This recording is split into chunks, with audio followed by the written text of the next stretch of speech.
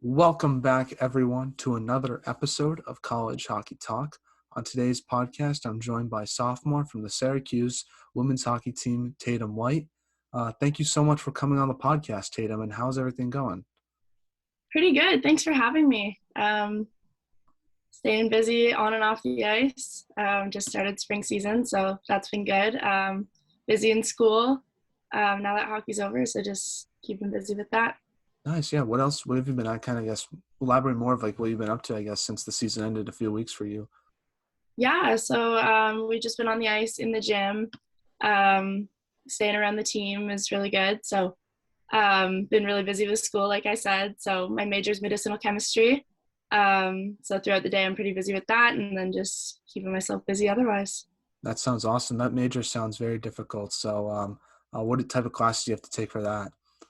Right now, I'm taking organic chemistry, physics. I'm minoring in psychology as well. So I'm taking a psych class right now and a required writing class. So Nice. Well, I will say I took a chemistry class in my junior year of high school, and it was it was probably the toughest class I've ever had to take. I've ever taken in my entire life. So definitely chemistry is not my thing. So shout out to you for understanding it and like being into it because I could never do that. Oh, well, thank you. Now, obviously, your season ended a couple weeks ago, kind of like what I said. So what's something you hope to work on regarding your game, and what is your team working on right now during the off season during spring workouts? Yeah, so right now we're working out 4 to 5 times a week. We're on the ice twice doing skills. So I've been loving it. It's been great so far. Something I'm really looking to work on in my game, which I've been working on for a couple years now, is my quickness. As a bigger player, obviously, speed is a lot easier than quickness. So I'm just working on my change of direction, beating defensemen out of the corner and stuff like that. So that's something I've been working on, and I'm going to continue to work on. Nice. What type of drills do you do to kind of work on your quickness, especially in those tight areas? Yeah, so we've been doing a lot of that in the spring, which is great for me because it's exactly what I want to work on. So kind of just like using teammates as a bit of pressure as a defenseman, kind of, and just doing those kind of tight turns out of the corner, just finding the right time and right space to drive the net, and just working on those game-like situations. Now, one question I do want to ask you before we kind of dive into your career for a little bit is your head coach, Paul Flanagan, announced his retirement last week. I want to ask you, what was it like being coached by him, and when will you get an announcement for your new head coach, or is that kind of in the works? Like, do you know like when the timeline is for that? Yeah, so there hasn't been too many details about that. I think we were given sometime in May, which is pretty broad. They're looking for one right now is what we've been told, but being coached by Paul was really great. I loved him as a person and as a coach. So yeah, just having him as like a mentor and a leader over the past 2 years has been really good. He's really helped me with my game, and especially his speeches between periods. That's something that really stands out to me. He's amazing with those, always getting the team fired up, always motivating us. So we'll definitely miss that in the room between periods, and definitely miss him on the ice in practice as well as on the bench. So What's like his best like pregame or like between period speech that he's ever given to you? Does one stick out that you would like to share? I don't know if I can think of one specifically, but he always has his little terms and metaphors and stuff like that he likes to use, and he just always has these different I guess, yeah, terms he uses. And sometimes I don't know if they make the most sense, but they always come around by the end of his speech, and it just gets us going, and it all makes sense by the end. So Nice. yeah, he's just really good and always gets us ready to go. And how do you handle a coaching change as a player? Like, how do you what's your mindset now throughout the process when the school's looking for a new head coach? Because obviously it's kind of a weird circumstance because it's not like your team is doing poorly. Your team's actually doing really well. It's kind of like a retirement change. So how do you handle that as a player? Yeah, I think just as a team sticking together, especially in the off season here, we're working with the same strength and conditioning coach we have been, and Coach Brendan is still here, and Coach Claudia, so we're working with them right now. And I think just as a team sticking together and just focusing on what we can control and just getting better for next season, and just working individually in these skills, and coming together in the weight room just to grow together and grow as individuals as well, because that's all we can really control right now. Now let's transition and talk about the beginning of your hockey career and kind of work all the way up to where you are now today with Syracuse. So you're from Kingston, Ontario. Talk about growing up there and how did you start playing hockey? Yeah, so I actually started playing hockey because my dad made me. Um, I did some ringette and danced a little when I was really young, but we had a pond in my backyard, so I'd been skating since I was really little, like 2 or 3. And then at age 7, my dad said, "You're going to play hockey. I'm going to sign you up for 1 year. If you absolutely hate it, you never have to do it ever again. But if you like it, you can keep playing." And obviously, I just loved it right from the beginning. I loved being a part of a team, and just obviously the game itself. So just played that first season and never looked back. And who was your favorite player growing up? Was it someone on like the Maple Leafs or was it a women's player on the national team? Yeah, so I actually did look up to some women's players as growing up. Jana Hefford was one of them, as she's from Kingston. She's from my city. And I actually had to change my number when I was younger because we retired the number in the Ice Wolves program. So just growing up watching her and everything she's accomplished and everything she's doing now has just been a real inspiration to me. And when I was in Peeve, I believe, I went to a hockey camp with Marie-Philippe Poulin, who's obviously a huge part of women's hockey, a great player, just such a clutch player. Just the way she sees the game is really, really inspiring to me as That's well. awesome. That's like a great excuse to change your number for being retired. So that's awesome. What number did she wear with the Ice Wolves? I believe it was 15. Oh, nice. Yeah. So And, I had to switch from 15 to 18. and what was it like working with Palan? I'm curious. And is it crazy that she's still like as good as she was back in like 2010 and 2014? Yeah, that's so great to see. It's great to see. It's really cool for me because having 2 years left in college, I don't know what's in the future for me, but just seeing players like that who are still playing, that just gives me so much hope that I can play till that age too, and just still be at the level I am now. And yeah, so that's really good to see. Now, obviously, like you kind of alluded to before college, you played in the PWHL for the Kingston Ice Wolves. First off, how'd you get the opportunity to go to that organization and play in the PWHL? Yeah, so having played in Kingston my whole life, I found out what the PWHL was in, I think, minor Pee Wee, having seen one of their games. So from there on, I think I knew I kind of wanted to play at that level. And then in minor Bantam, they had tryouts still for the team, or sorry, major Bantam. Um, so I knew I wanted to play Bantam that year just to kind of get more ice time as a younger player. And kind of get more exposure to universities and stuff like that at that level.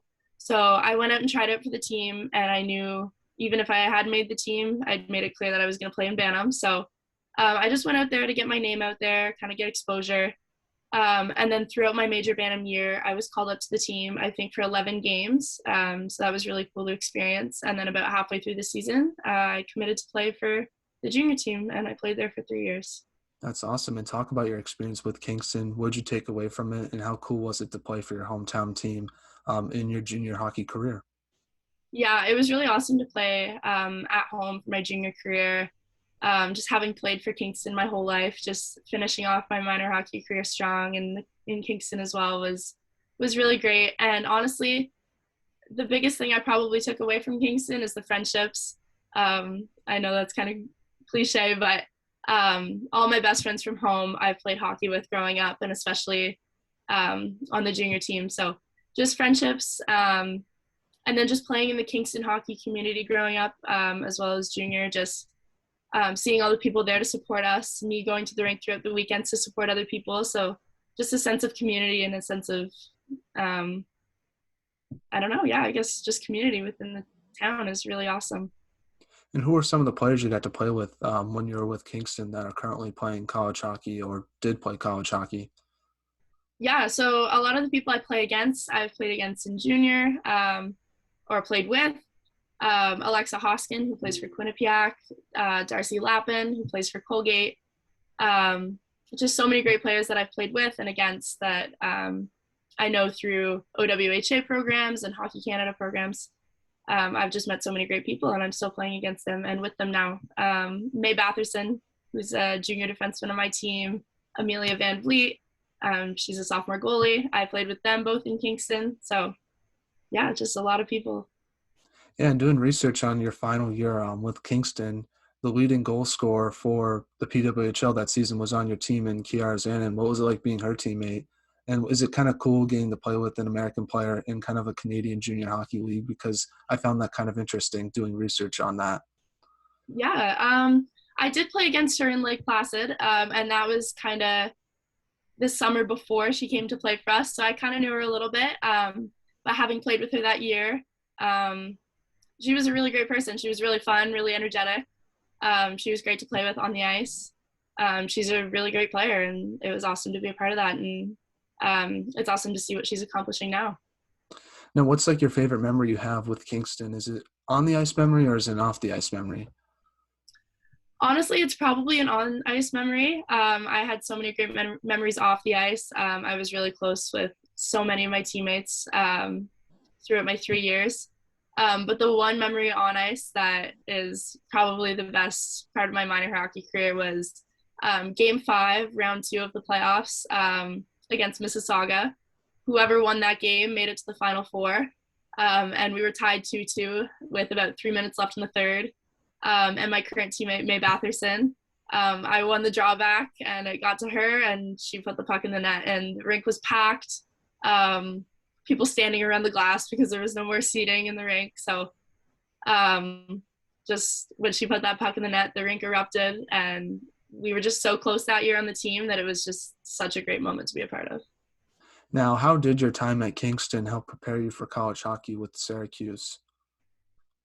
Yeah, I think in Kingston, the philosophy is kind of just being creative and playing your own game.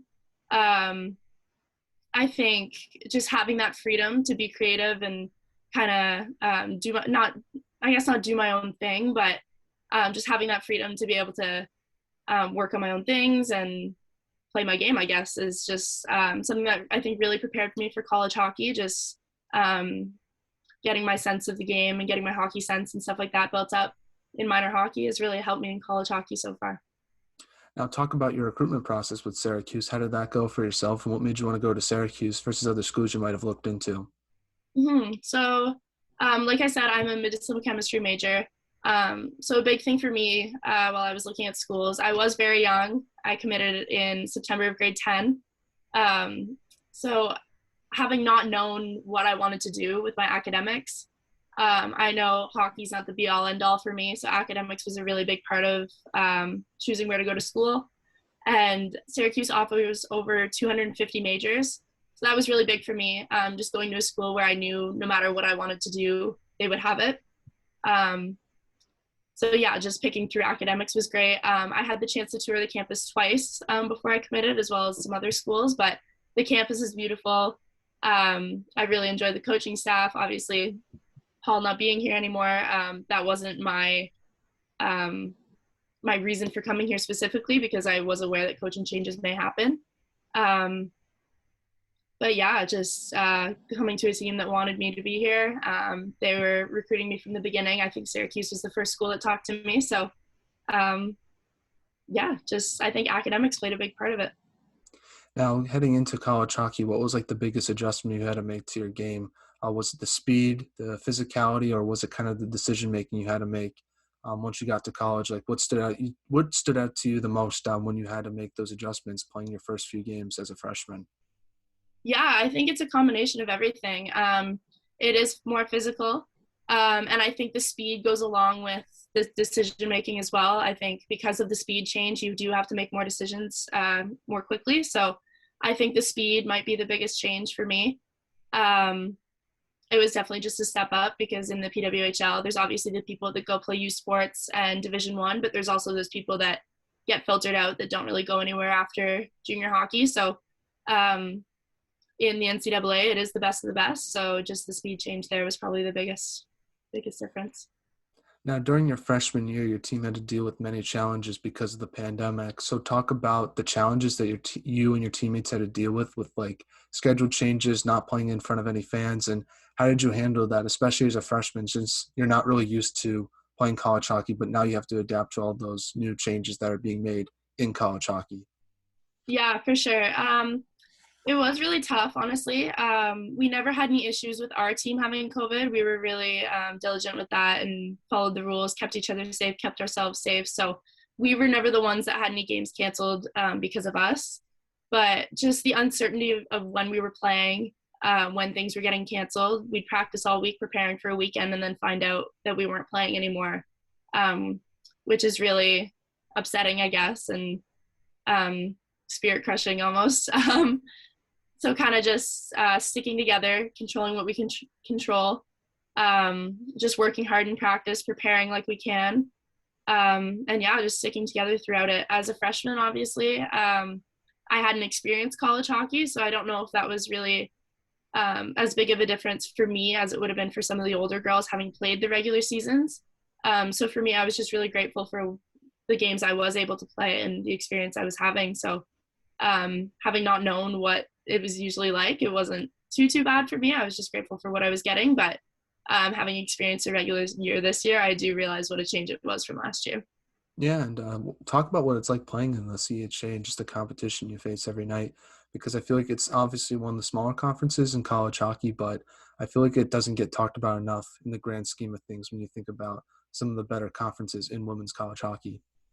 Yeah, for sure. It is a small conference, but it is really competitive. Every game we go into, there's nothing's certain, nothing's given. So even the bottom teams that may not have the record to prove it, like it's always a fight throughout every game.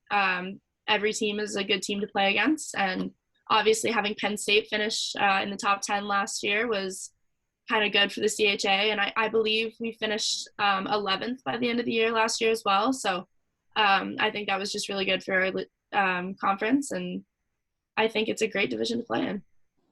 Yeah, and I think it shows in the playoffs this year because we saw that RIT, a team that only won, I think, one game in the regular season, took your team to overtime. So it just shows you that no matter what the records are, you kind of have to throw it away just because every team can make a game out of any game in any situation against any opponent. So I think that's what makes your conference so special. For sure. Now, talk a little bit about your freshman year because in your freshman year in the CHA playoffs, you beat Penn State in the semifinals. So, talk about that upset. What did you take away from it? Because it seemed it kind of caught a lot of people by surprise, but your team played really well throughout that entire game. And what was your team's, I guess, mindset heading into that game? Yeah, I think a lot of it was just the energy. Like right from when we got to the rink, you could feel it throughout the whole team and warm up, on ice warm up, and just from the drop of the puck, the energy was there. Everyone was all in it together as a team. So honestly, as soon as we got that first goal, there was no looking back. There wasn't a doubt in my mind that we weren't going to win that game. I could just feel it.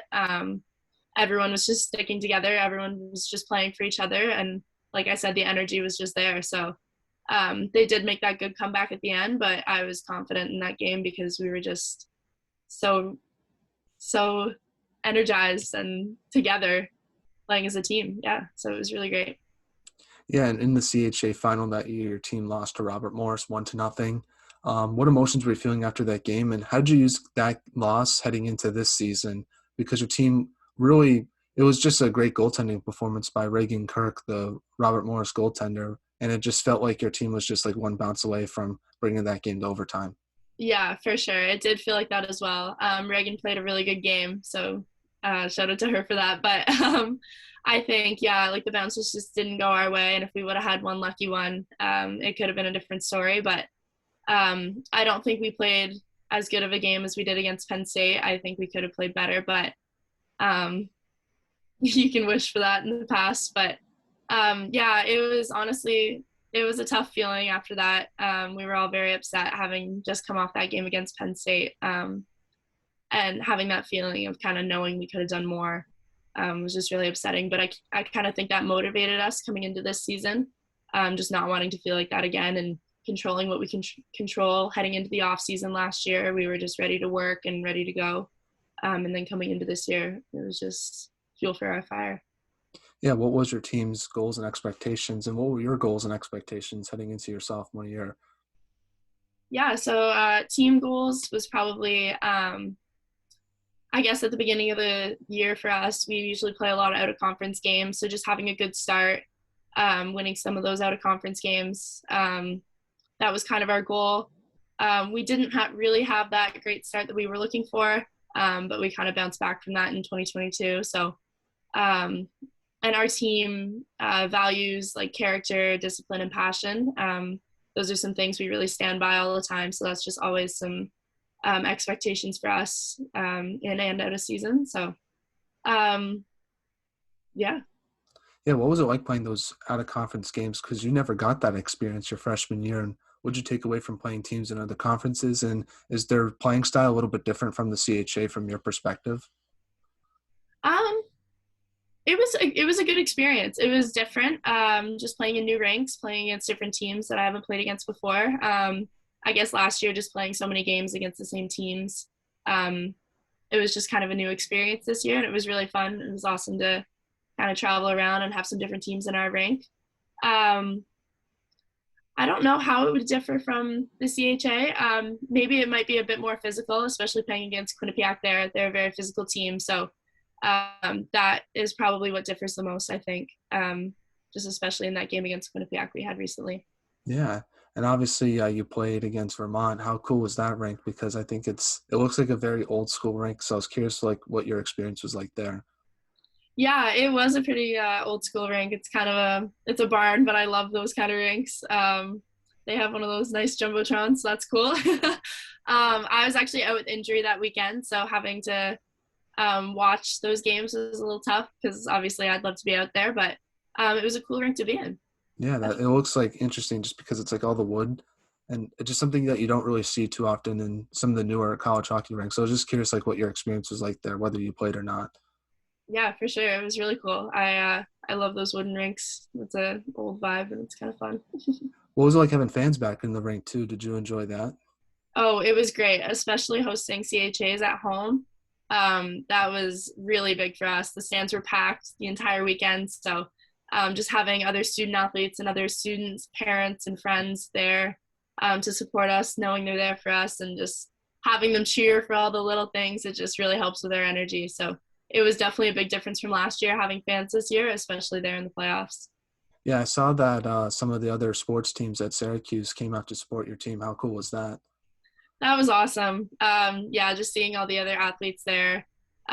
We go to support some of the other athletes too, football, basketball, soccer, stuff like that. So just having them there was really awesome to see, and it was really cool for them to be cheering for us.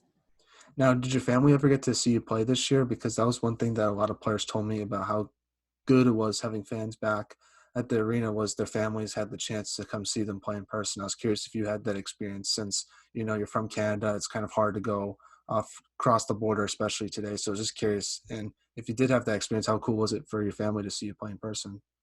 It was really awesome, honestly. Having not seen a game in person last year, it was really cool to have them there. My younger brother and my grandparents came down as well. So just having my family there back in the rink supporting me, getting to see them in the stands it was really awesome. Now, talk a little bit about this year because your team won the regular season trophy. It seemed like it was a bit of a kind of a roller coaster year for your team, but your team found a way to get that trophy. So, talk about what that meant to you and how did you use it heading into the postseason for this year. Yeah, honestly, it was really good. I think at the start of 2022, just winning the Battle of the Berg, that really set us up for success for the rest of the season. And then it was kind of down to crunch time at the end of the regular season. Heading into Mercyhurst, we knew we had to win one of the two games, and then going in there on Friday and obviously losing pretty bad. We just knew what we had to do on Saturday, and we went in there and got it done. So the celebration in the room after was just really awesome. The feeling of just everyone coming together as a team was just so awesome, and I knew that would translate right into the playoffs. Yeah, what were some of your it was like the Battle of the Berg, like kind of the turning point for your team from your perspective? Because that's what it seemed like to me. But I was curious from a player perspective if you felt the same way. Yeah, I really think so. I think coming out with those two wins, that win against BU in overtime was really great. Um, and then obviously just winning it in general. I think coming back from Christmas break, like rejuvenated, replenished, rested. So just having that good start right off the bat, I think it just led us for success in the rest of the season. Yeah, and obviously in the CHA playoffs, you beat RIT and Mercyhurst in overtime. First off, talk about that RIT one because it was kind of an unexpected kind of game because not a lot of people expected RIT to bring that game to overtime. So what was it like from your perspective from that game, and how good did it feel to get that overtime win and head into the championship game? Yeah, it was really awesome. We knew heading into that game that they were going to be good competition. Aside from their record, like I said, they're a really good team, and they find their way into games. So yeah, having tied Penn State a couple times recently before playoffs, we knew they were going to come in hungry.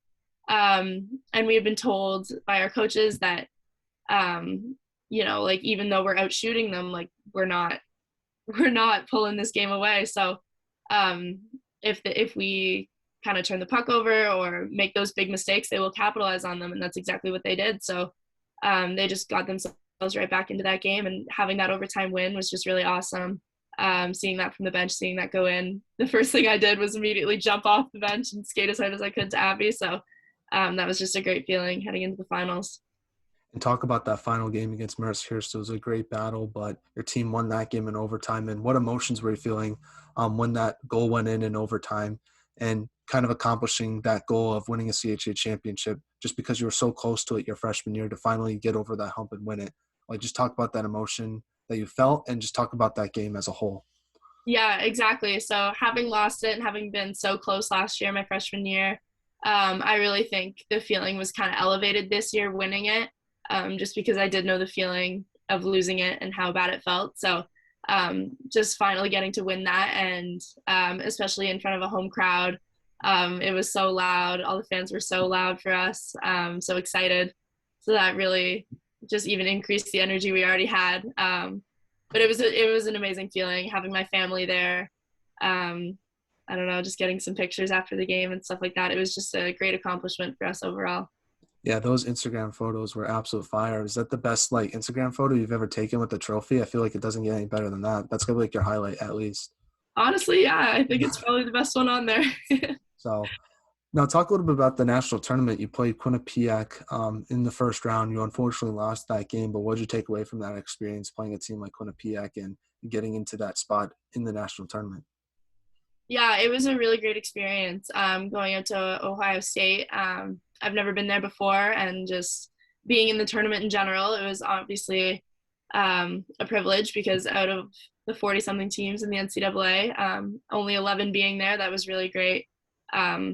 So I was just really thankful for that, thankful for that experience. And then, yeah, playing against Quinnipiac, like I said, they're a very physical team. So I think after losing that game and then just having some time to debrief and stuff like that, we knew in the off season we have to be lifting, we have to be working hard just to get that strength and get that physicality in our game as well. Just kind of learning from them about that, and heading into next season looking to be a more physical team. What was like the biggest thing that you learned throughout this past season? Um, Honestly, a sense of I guess kind of like teamwork. I think we kind of came out slow at the beginning of the year, and then kind of that turning point in 2022. We just throughout the beginning of the season, we had a lot of new players, not knowing each other very well. So just feeling us getting closer and closer throughout the season, and just building those wins off how close we were getting. Um, yeah, just having that teamwork and cohesiveness throughout the locker room was probably the biggest thing I took away from the season. Now, how heavy is the trophy, and do you get to keep the trophy, or do you have to give it back to the CHA? I'm just curious. We need it. We need an answer to that question. I'm not too sure what the answer is actually. I know our team had it for a little bit just to kind of cherish the moment a little bit, and then some higher ups in our university have just recently asked for it back. So I think they're going to put it down in our athletic center for a little bit, and then I want to say it stays here for the year, but don't quote me on that one. If you do get to keep the trophy though, like I'm curious about this. When you're alum, like do they have like the because I know your team that wasn't your first like CHA championship you ever went. Do they have like the other one? That's kind of got to answer that question. I feel like. I think it is there. Now that you're saying that, I think it's down in the Manley Fieldhouse here. So I'd assume we get to keep this one too, but I'm not 100% sure. No, another thing I want to ask is like 5 years, 7 years down the line, you visit back to Syracuse. Are you allowed to like open up the case and touch the trophy since you were on that team? I feel like there's got to be an exception for that. That's another thing I'm curious about. I'm assuming you probably don't know the answer to that, but I'm just curious if that's possible or not. I don't know the answer. I think if I asked, maybe someone would make an exception just to let me get that trophy one more time. But I don't know. You gotta ask that because like in the future down the line, you need to show like your kids that and all that stuff. Like you gotta show like that trophy. I feel like that's what I would do at least if I were in that situation. Yeah, maybe I'll ask. Maybe I'll think ahead a little bit for that one. So we're now in a segment I like to call the non-hockey segment, where I ask you some non-hockey questions just to get to know you a little bit more off the ice. So first one is, what is your favorite sport to watch at Syracuse besides hockey, obviously?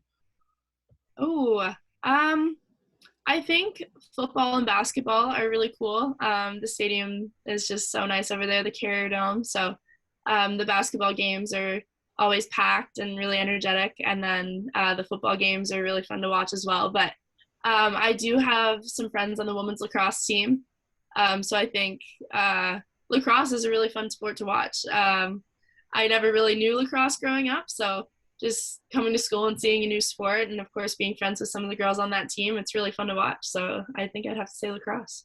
Yeah, it's very similar to hockey in some ways because like it's like hockey on field, but like you throw the ball in the air. I don't know. That's how I interpret it, but Yeah, I think it's cool because there's a lot of scoring in it for some of the games. yeah, there is. It's really cool to see that many goals. So I know in hockey, not many goals are scored usually. So seeing games that are like 10 plus goals per team, it's just really cool. Yeah, that is awesome, man. What's the basketball games like at Syracuse? That must be really fun. Is it weird having to play your basketball games in a football stadium? Like, that seems a bit odd to me. Honestly, I don't know.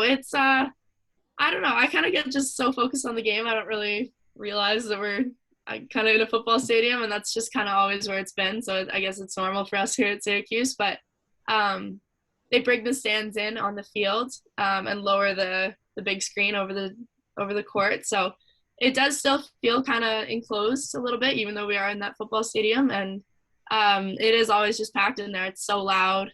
Um, yeah, just really fun to watch. Now, this is kind of similar to this other question, but what's your like favorite sport to like watch besides hockey? Like, not at Syracuse, but just in general. Like, are you a MLB fan, the NBA fan? Like, what's kind of your go-to? Ooh, I think I like football, honestly. Oh, My dad really? watches a lot of football. He's a big 49ers fan, so I'll watch some of those games with him sometimes. And yeah, the NFL is probably my go-to other than the NHL. That's pretty curious because I feel like in Canada, I feel like you guys don't really watch too much football. That's just for me from being from America. It seems like you guys don't really care too much about it, but maybe I'm wrong. Maybe you guys do like it.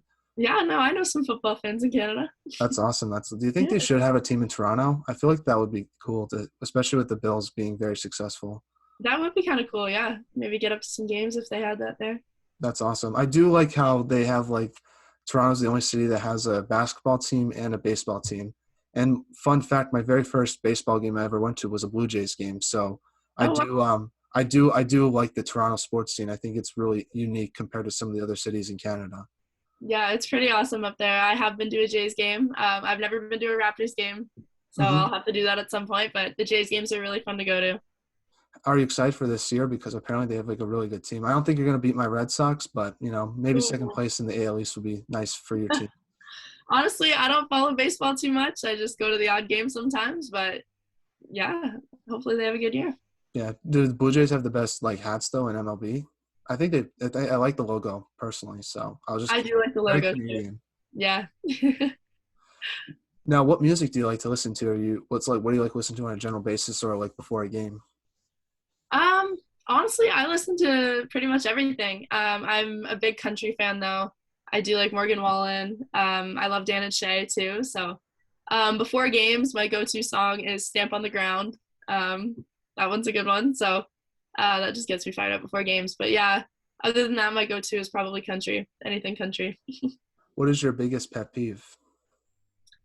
Might be kind of nerdy, but when I'm texting and I see people use the wrong grammar, that's a big one for me. Like if you use the wrong your, the wrong to. I'm not the kind of person that would say anything, but I just notice it right away. So that's probably a pet peeve of mine. Yeah, I'm not the best with my texting grammar because I'm usually texting pretty fast. So it gets messed up sometimes. But like, it's something I gotta work on, I guess. But I make sure it doesn't happen with like official like work I have to do at school. So that's like I think that's more important, at least for me. Yeah, that makes sense. That is more important for sure. Now, if there was a movie made about your life, who would you want to play yourself? Um, I think growing up, I'd always been told I looked like Selena Gomez when she was younger. Um, so not that she does much around hockey or anything like that, but just yeah, having people tell me when I grew up, I was a big fan of hers actually when I was younger. I liked her music. Yeah, So yeah, just having people tell me that I kind of looked like her when I was younger, maybe a younger version of her if she could. I think that'd be cool to see Selena Gomez play hockey, and she was great in Wizards of Waverly Place. So I feel like she would do a good job playing you. Yeah, that's a good show. I think for me, I'd probably choose like Killian Murphy. I'm a big fan of the show Peaky Blinders, if y'all have ever heard of that. And yeah, I think it's a good show, and I think he's like a cool guy. So I think that would be he would play me very well. Or Tom Cruise, like that would be really cool. Like someone who's like would make me look cool in like an uncool setting. That's kind of like what I'm looking for. Yeah, that makes a lot of sense. That would be cool. Now, before we get to ask this next question, I need to ask you. I think you might have the best pregame outfits in all of college hockey. I'm not saying that. Like, it is fantastic. Like, for example, I'll just give you an example. Yellow is one of my least favorite colors, like, ever. But you had a yellow jacket recently. I think it was sometime in December, and you absolutely rocked it. You look so great in that outfit. So, like, why do you have good style? Like, what's that? What's the secret behind it? Like, what makes you have great style? Because you have some great style in Syracuse, not just for Syracuse, but just in college hockey as well. And I just want to say I'm a big fan, and it's great when Syracuse posts that stuff. I'm like, Tatum's always sticking out. You got to put her in the first slide because she always looks the best, in my opinion. Oh my gosh, thank you so much.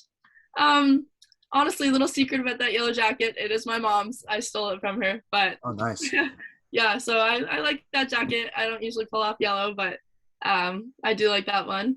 Honestly, in junior, I didn't have the best style. We kind of just wore some plain dress clothes and our team jackets. So when I got here and everyone was like, "We like to go fancy here. We like to dress up," I was like, "Uh oh, I better live up to this." So kind of just went out and got some dress clothes that fit my style and went from there.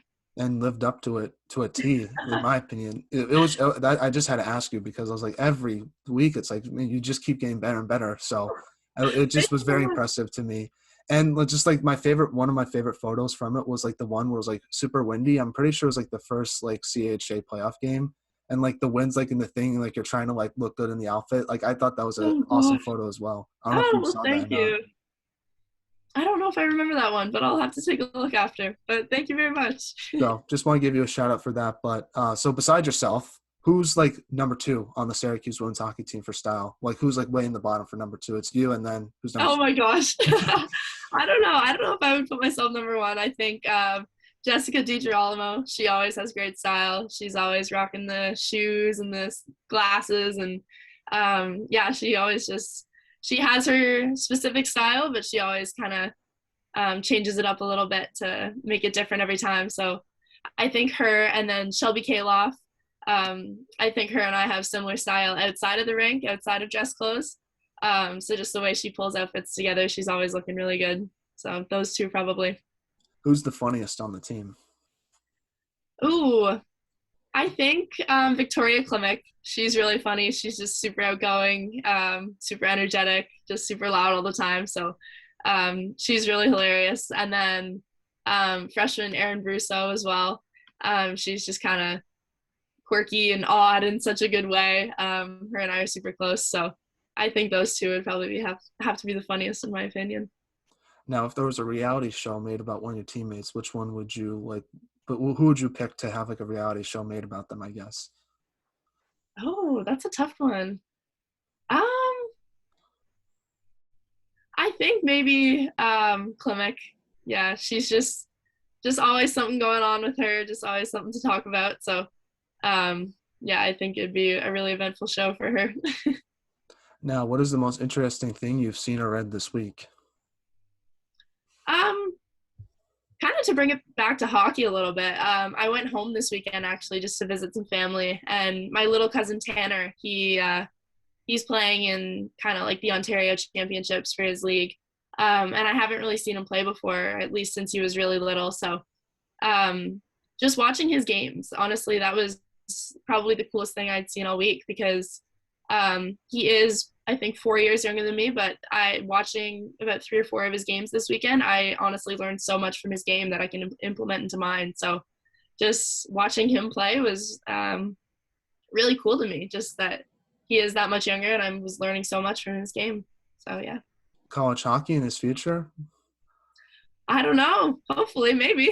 or junior, something like that? Like, Yeah, maybe he's still pretty young, so we'll when do see. they start recruiting for men's college hockey? I know for women's it's like super young, but I feel like for men's it's like around like your sophomore, junior year. I'm not sure if you know that or not. I feel like you would though, so that's what I'm asking. Honestly, I'm not sure. I think now for even girls hockey with that new rule where you can't really talk to them until grade 11. I Mhm. think people still are committing earlier than that, but it's kind of been pushed back a lot more than it was when I was younger. Because I mean, I was talking to people in like grade 8 and 9, so that was just super early. And I think it's honestly a good rule change because I had no idea what I wanted to do with my life back then. So I'm glad I made the choice I did. But yeah, I'm not really sure what it's like for men's, but I know it's starting to get a bit later for women's hockey, and I think that's probably for the better. Yeah, I feel like it's hard to make a decision like what you want for your future at like 14 years old. So I think that is a good thing. But I'm Yeah, curious, like all the coaches are like, yeah, it's a good rule change, but they're still recruiting these players at 14 years old. It kind of makes no sense to me why they do that. Do they have to, or feel like they have to, just so they can get the commitments? maybe. I mean, yeah, with the rule change and stuff, like that is a drastic difference in years. I think that's like almost 2 or 3 years. So I guess if other coaches are doing it, maybe they feel like they have to keep doing it as well just to get those players that they want. Well, getting back to, I guess we're kind of back to some hockey questions now. But first one I want to ask you is, what should be done to help grow the women's hockey game in your perspective? Yeah, I think what's going on right now with the PWHPA is really awesome.